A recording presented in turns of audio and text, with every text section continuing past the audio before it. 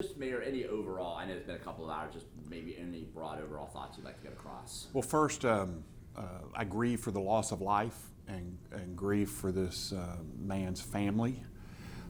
Secondly, I am so proud of the Memphis Police Department that showed incredible restraint while they were having hundreds of rocks and bricks thrown at them. They did not retaliate at all. And then lastly, those assaults and battery on the police department, on law enforcement last night was unwarranted and unacceptable. Can you ever remember a thing like that? In a long time, newscasters were saying, I can't remember a situation that volatile in Memphis.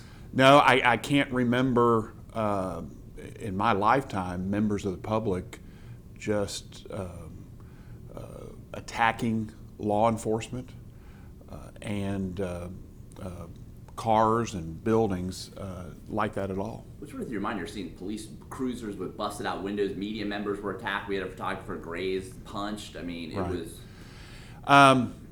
Again, what ran through my mind was the incredible restraint law enforcement, the sheriff and the police officers showed, because with all that chaos, with all that violence being perpetrated by others, they stood firm and did not retaliate and kept that scene safe. Because it's important to remember that TBI was called in to do an investigation, and the scene had to be preserved so that they could do a valid investigation. And TBI would not even show up until the scene was under control, and they probably didn't get there till 2 or 2:30 this morning. Yeah, was that a little frustrating? There were a lot of hours and a lot of questions we were all wondering for hours while the MPD was trying to contain a scene that had to do with the marshals, not even MPD necessarily.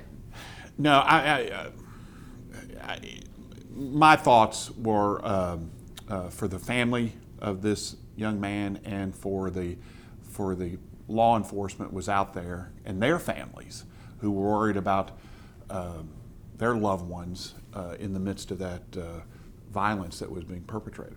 And this U.S. Marshals, I mean, they're going after pretty wanted people. It's a team. Do you know a little more about kind of who was involved with that team at this point? No, all I do know is that U.S. Marshals, when they're trying to execute an arrest warrant, it's for a serious crime. I do not know what it was here. I do not know where it's alleged to have occurred.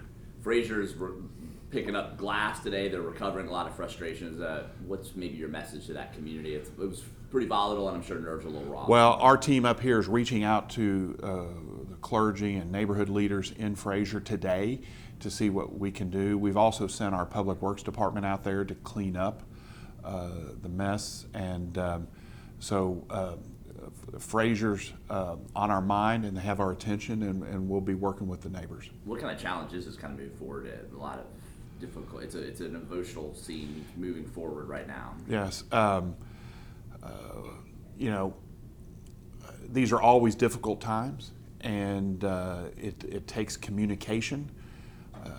We certainly can never condone violence against our law enforcement officers, but we will engage in conversation, and even when people disagree, but we cannot tolerate violence against our officers. And just in terms of moving forward, I mean, this guy was caught on Facebook Live saying the police aren't going to get me. It's just. I did not know that. Yeah, he was on Facebook Live saying they're not going to get me. It's just unfortunate what the police have to deal with, and then we're still waiting on what the TBI said.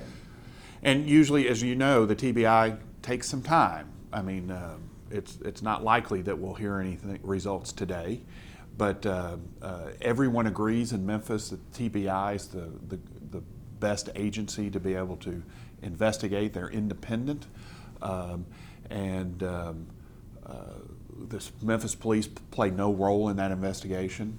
What we were just doing is trying to control that scene to allow TBI to do their investigation. And you were back with emergency management watching that. I mean, if you can kind of share sort of what you were seeing and the images and how, Well, we were hearing reports from the field, from police and fire, because you got to remember there was a fire station very nearby that was attacked, and we had to protect those firefighters. And then we were watching the TV news, and I saw at least one reporter on the news talk about being hit and struck and fell to the ground. So we knew that it was a serious situation. Director Rollins went out there.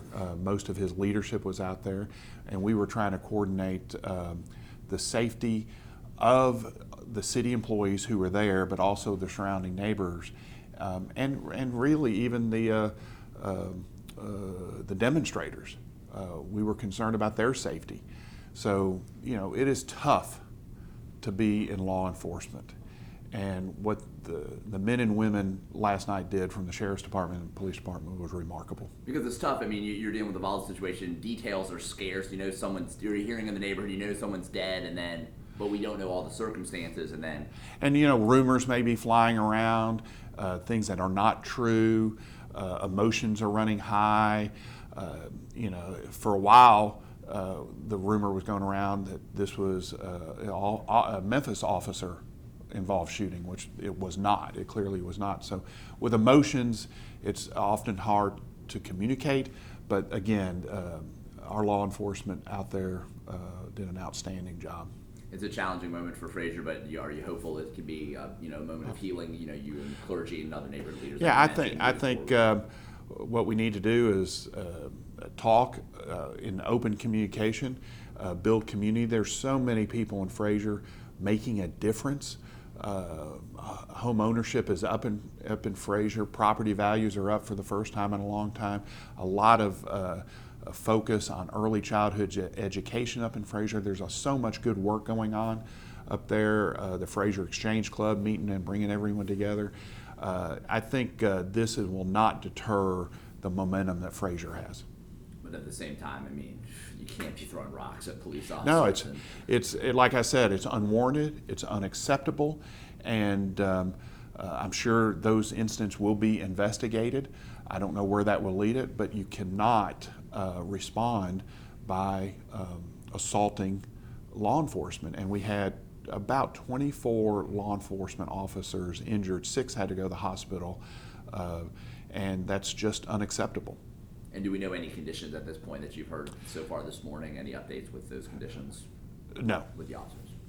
Gotcha. Anything else moving forward you'd like to add? Are you going to meet with Director Rollins today? Do you anticipate tomorrow Oh yeah, I'm sure it's constant. Yeah, we'll definitely meet with Director Rollins today. We were reaching out to the neighborhood leaders and clergy in the area to try to help them in any way we can and work together so that the progress that Fraser's feeling can be continued.